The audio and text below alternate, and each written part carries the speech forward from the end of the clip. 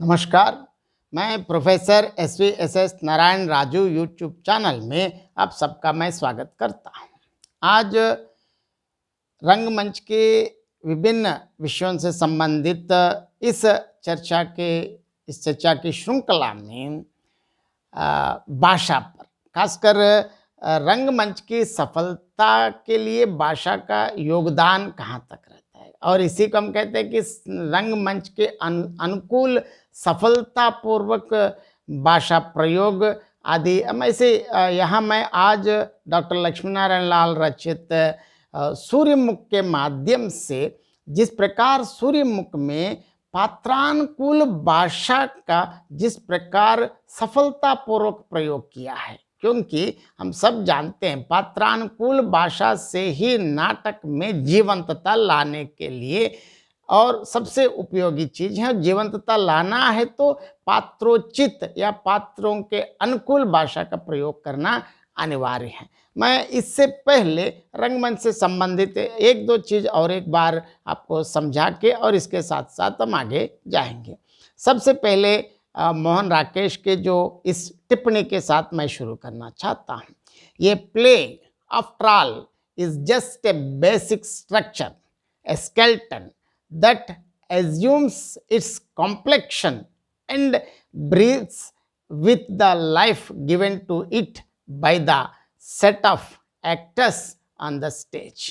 क्योंकि रंगमंच ऐसा है, एक माध्यम है, उसका अपना अलग व्याकरण है, इसी को हम ग्रामर भी कहते हैं। जब तक नाटककार अपने माध्यम को बली बांधती नहीं पहचानता है, रंगमंच के व्याकरण और उसके मुहावरे को अच्छी तरह नहीं समझता, और जब तक वह अपनी इस पहचान और इस समझ का सृजनात्मक उपयोग करने की क्षमता नहीं रखता, तब तक वह किसी श्रेष्ठ नाट्य कृति का सृष्टि नहीं हो सकता है। यहाँ इस क्षमता से संबंधित बातों के लिए हम ऐसे इस आधुनिक हिंदी नाटककारों की जो एक लंबी परंपरा और श्रृंखला है, उनमें से सबसे और प्रसिद्ध नाटककार है लक्ष्मीनारायण लाल से संबंधित, और लक्ष्मीनारायण लाल द्वारा रचित सूर्यमुख नाटक से संबंधित खासकर भाषा पर मैं आज चर्चा करने जा रहा हूँ। हम सब जानते हैं नाटक के लिए रंगमंच अनिवार्य तत्व है। नाटककार कच्चा माल देता है जिसे रंगमंच पक्के माल के रूप में प्रस्तुत करता है। इसीलिए नाटक की पूर्णता में नाटककार के साथ साथ अभिनेता, दृश्य, सजा और इसके साथ साथ परिचालक, सूत्रधार, और इन सब के साथ साथ इन सब को चलाने के लिए और एक चीज चाहिए, सही और पात्रों के अनुरूप भाषा। हम सब जानते हैं किसी भी नाटक, कहानी या उपन्यास या गद्य की अन्य कोई भी विधाओं का जब भाषिक विश्लेषण किया जाता है तो उसके अंतर्गत भाषा शैली, संवाद, शब्दावली, मुहावरे, लोकोक्तियाँ आदि सभी का अध्ययन किया जाता है। सूर्यमुख में डॉक्टर लक्ष्मीनारायण लाल ने इन सभी बातों का विशेष ध्यान दिया है। हर लेखक अपने युग तथा समय की भाषा को कोसते हुए उस समय की स्थिति तथा बदलती हुई संवेदनाओं तथा स्थितियों को अभिव्यक्त करता है। हर लेखक की अपनी भाषा होती है जो अपने परिवेश के अनुकूल भाषा का उपयोग करता है। नाटककार अपनी नाटक द्वारा पहचाना जाता है क्योंकि लेखक का अपने मूल परिवेश का अधिक प्रभाव रहता है। वह व्यक्तिगत जीवन तथा बाह्य जीवन में एक तरह की भाषा का उपयोग करता है तो अपनी लेखनी में उस तरह की भाषा का प्रयोग नहीं करता है। भाषा शैली के द्वारा लेखक को पहचाना जाता है। भाषा के स्तर पर भी नाटक अत्यंत समृद्ध और वैविध्यपूर्ण होते हैं। किसी भी विधा में शिल्प और कथ्य के अनुरूप ही भाषा डाली जाती है। कथ्य की अनिवार्यताएं अपने अनुकूल शिल्प और भाषा की तलाश कर लेती हैं।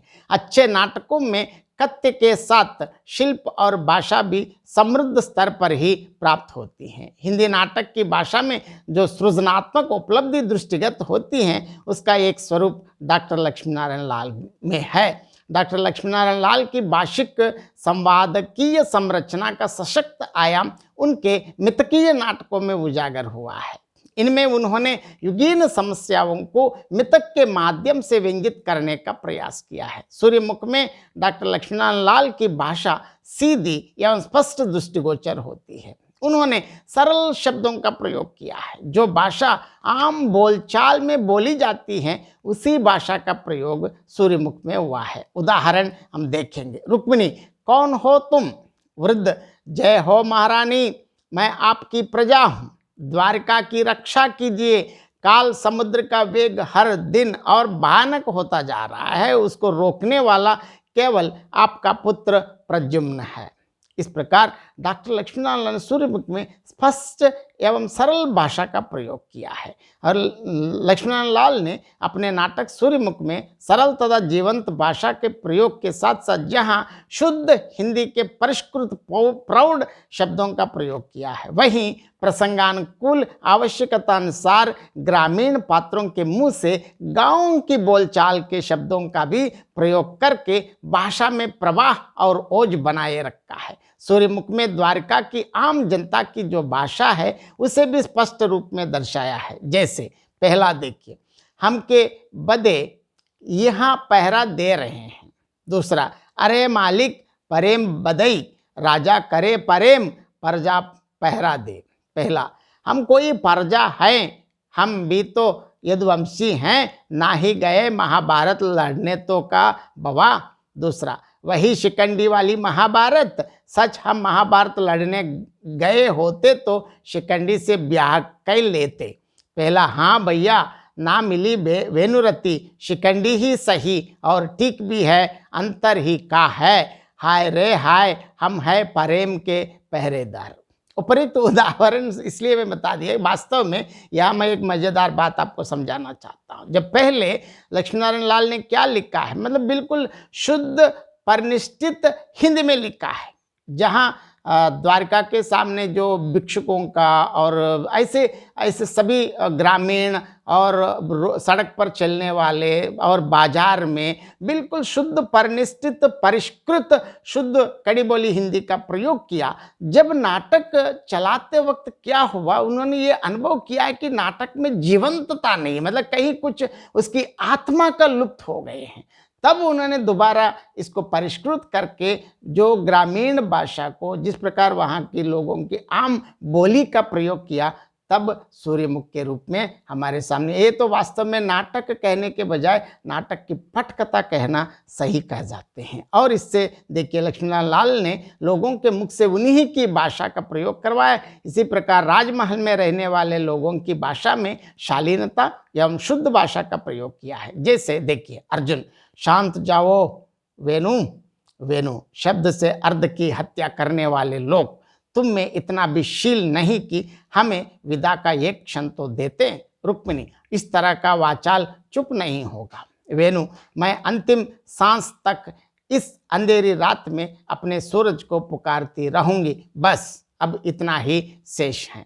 उपयुक्त उदाहरण में सरलता, सजीवता और सत्यता बहुत सुंदर बन पड़ी है। इस तरह से डॉक्टर लक्ष्मीनारायण लाल ने पात्रों के अनुसार ही उनके मुख से उनकी भाषा का प्रयोग किया है। जैसे पात्र हैं वैसे ही उनकी भाषा का प्रयोग करके लेखक ने सूर्यमुख की योग्यता की ओर आगे बढ़ाया है। इसलिए मैं यहाँ इस संदर्भ में मैं ये चाहता हूँ कि जो विभिन्न नाट्य प्रयोग, क्योंकि नाट्य प्रयोग या प्रयोगधर्मिता या प्रयोगशीलता की हम बात करते हैं, तो विभिन्न अलग अलग प्रयोगों के संदर्भ में खासकर जो साटोत्तर और मोहन राकेश के जो इस धर्मवीर भारती से लेकर और आगे तक जो एक इन नाटकों की जो मंडली हैं, इन लोगों की विशेषता ये है कि ये सिर्फ लिखने वाले नहीं हैं, मतलब नाटक लिखने के बाद बार बार इसका मंचन होते वक्त खुद एक प्रेक्षक या दर्शक के रूप में बैठकर उनको देखकर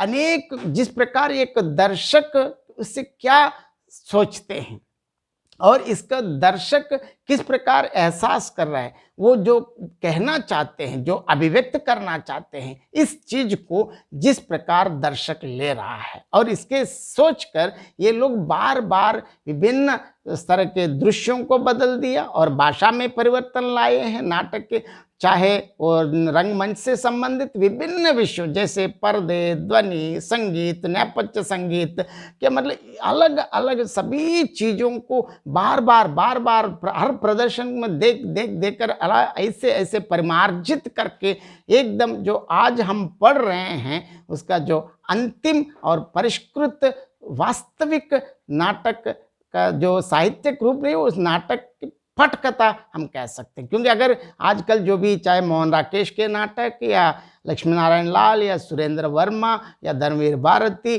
और ऐसे इन सारे नाटक का, रमेश बख्शी, और इन नाटकों का अगर ध्यान से देखें तो अगर थोड़ा नाटक की जानकारी है तो कोई भी आराम से उसका निर्देशन कर सकते हैं, क्योंकि बीच बीच में निर्देशन भी मिलता है हमको। मतलब बस हिंदी पढ़ना और उसको थोड़ा निर्देशन से संबंधित जानकारी है तो आराम से, इवन कम से कम कॉलेज के विद्यार्थी, कम से कम यहाँ तक है कि हाई स्कूल के 10वीं या 11 विद्यार्थी भी आराम से नाटकों को निर्देशन करने में योग्य जैसे बनाया है। ये आधुनिक हिंदी नाटककारों की एक विशेषता है। इन विशेषताओं में स्थित और एक नाटककार, खासकर लक्ष्मी नारायण लाल की जो सबसे प्रसिद्ध मितकीय नाटक सूर्यमुख से, और उसमें भी शायद मैं बिल्कुल भाषा का जो अंश लेकर भाषा के माध्यम से जिस प्रकार रंगमंच के अनुरूप सफलतापूर्वक भाषा को प्रयोग करके सूर्यमुख को और अधिक सफल नाटक बनाने में जो कोशिश किया है, इसको मैं अपने शब्दों में आपको समझाने के लिए कोशिश किया। बहुत बहुत धन्यवाद।